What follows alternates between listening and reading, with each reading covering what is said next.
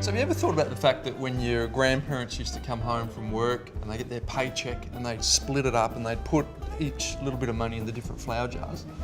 I think that's kind of been a bit lost in the 21st century, and I think if we went back to that old system, I think we'd be much better off with that money. I agree. I mean, because in the olden days, in those jars, it was actually physical cash, wasn't it? When it's all hidden in plastic, Too easy, isn't it's it? too easy. In business, we basically departmentalise all of our money. So we have money for marketing and sales, we have money for operations, we have all those different categories. And if we take that and bring it into our own money management, it is really like running a very simplified business. So we're in a pub. So the best way to explain it is imagine a jug of beer represents the income that you have on a weekly or fortnightly basis. And the challenge for most people is they just treat that jug of beer as the pool that they can go and spend.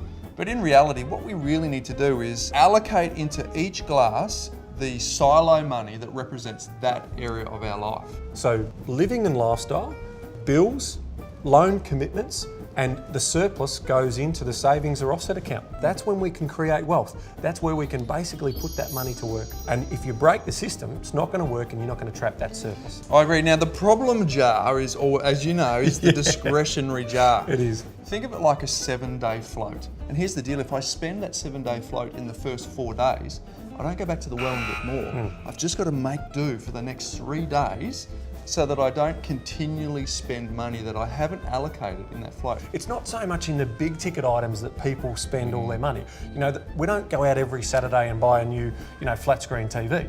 But where we do potentially overspend is in that discretionary. I'll just go and do a quick shop. There's nothing in the pantry.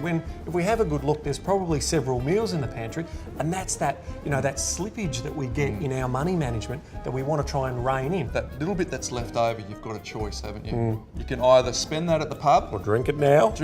or put a little bit away for tomorrow and invest it into something that's going to grow over time and look after you in your retirement.